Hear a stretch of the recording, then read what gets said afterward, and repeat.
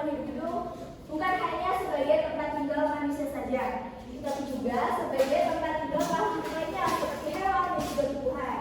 Nah, oleh karena itu, kita sebagai manusia perlu memahami dengan baik konsep dari lingkungan hidup dan juga ekosistem, serta bagaimana seharusnya kita berperilaku dengan menerapkan etika lingkungan agar lingkungan tetap terjaga kelestariannya. Nah, pada hari ini juga kita akan belajar mengenai manfaat yang diberikan oleh lingkungan hidup serta permasalahan-permasalahan lingkungan yang terjadi dan juga solusi untuk mengatasinya. Ada tujuan pembelajaran hari ini. Yang pertama, mampu memahami konsep lingkungan hidup dan juga ekosistem, mampu memahami pentingnya etika lingkungan dan penerapannya dalam kehidupan sehari-hari, mampu menjelaskan manfaat lingkungan serta mampu memahami permasalahan lingkungan yang terjadi dan solusi untuk mengatasinya. Untuk materi pertama mengenai pengertian lingkungan dan juga lingkungan hidup. Nah, lingkungan ini merupakan segala sesuatu yang berada di sekitar makhluk hidup dan mempengaruhi kehidupannya, baik secara langsung maupun tidak langsung. Nah, lingkungan hidup ini merupakan bagian dari lingkungan karena secara langsung itu dapat mempengaruhi keberlangsungan kehidupan manusia dan juga makhluk hidup lainnya. Dalam artian yang lebih luas, lingkungan hidup ini merupakan kesatuan ruang dengan semua benda, daya, keadaan, dan makhluk hidup termasuk manusia, dan perilakunya yang mempengaruhi kelangsungan kehidupan dan kesejahteraan makhluk hidup. Nah, di sini lingkungan hidup itu terbagi menjadi 3 bagian, yakni yang pertama ada lingkungan abiotik,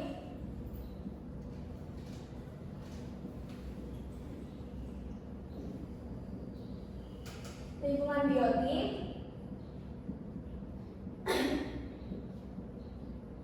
dan juga lingkungan sosial budaya.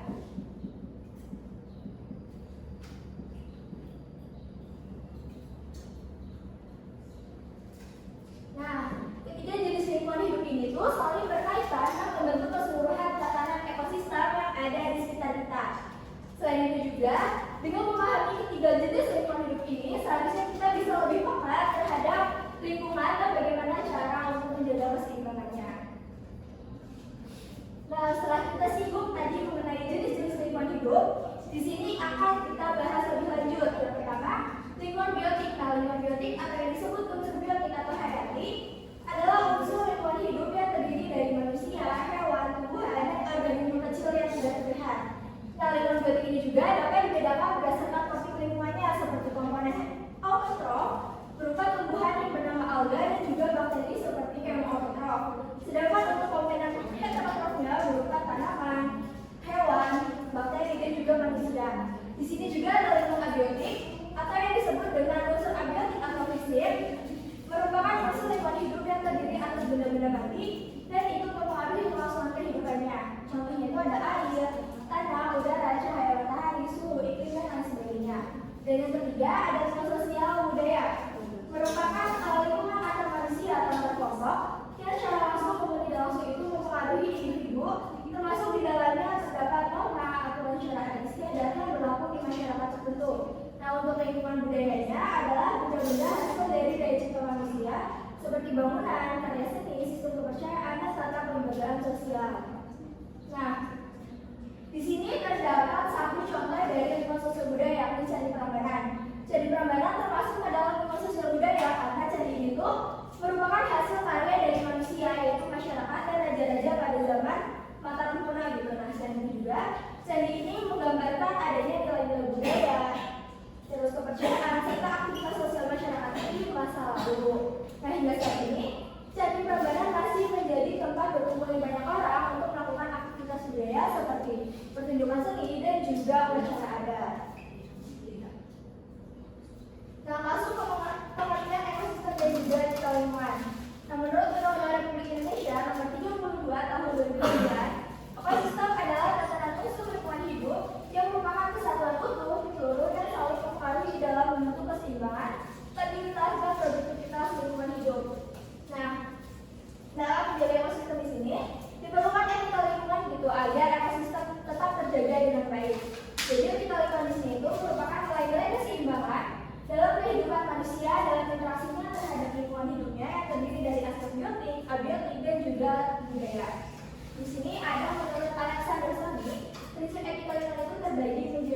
Ada yang bisa bacain?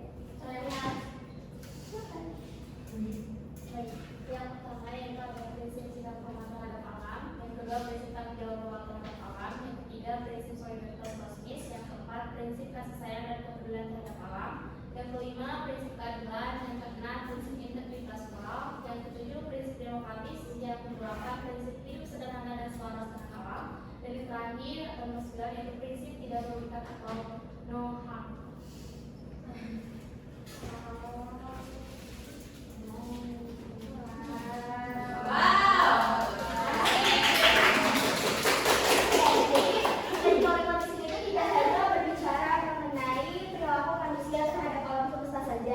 Tapi juga berbicara mengenai semua relaksasi yang ada di kehidupan kita, baik antara manusia dengan manusia yang tentunya memiliki dampak terhadap alam, atau bahkan antara manusia dengan makhluk hidup lainnya, atau bahkan dengan alam secara keseluruhan.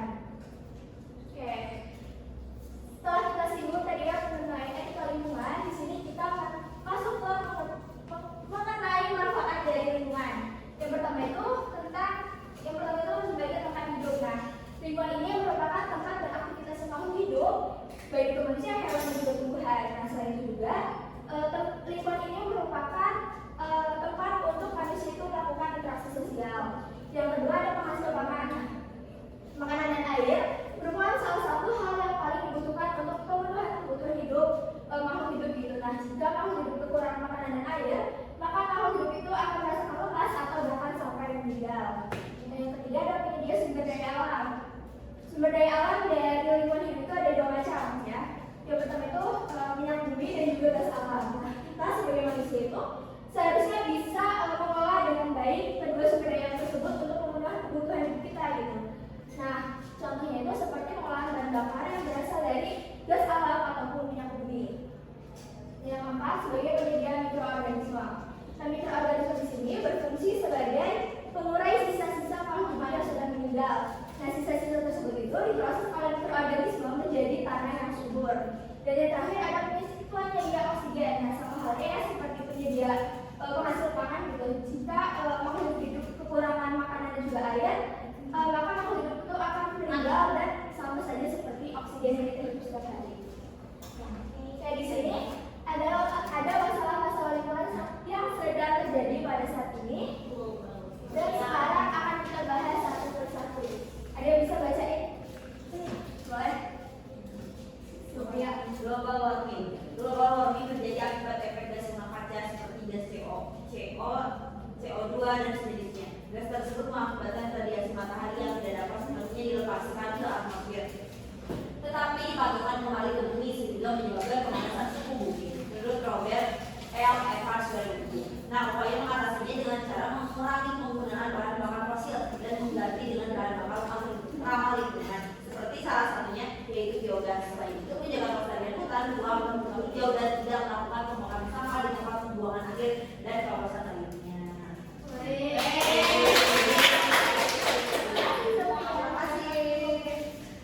Nah, berbagai pencemaran udara juga disebabkan oleh pembakaran bahan bakar fosil yang menghasilkan asap yang mengandung gas karbon monoksida, karbon dioksida, nitrat, sianida, dan juga sulfat.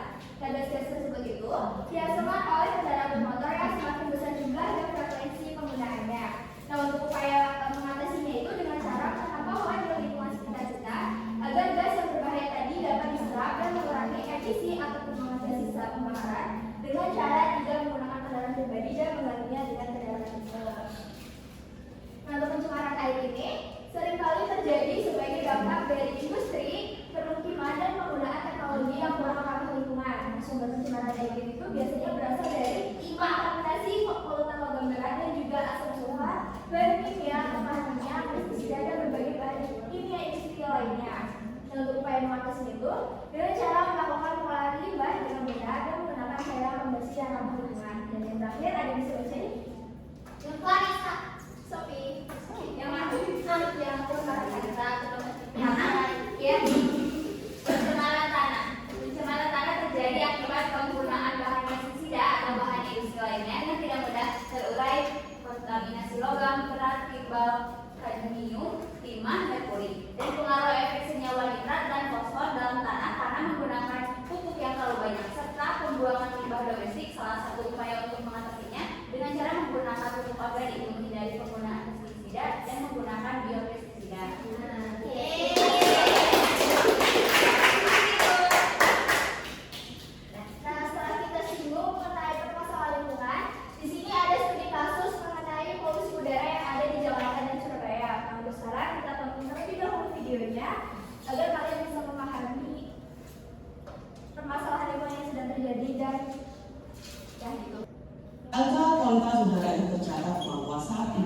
DKI Jakarta masih masuk dalam kategori tidak sehat nomor 2 di dunia.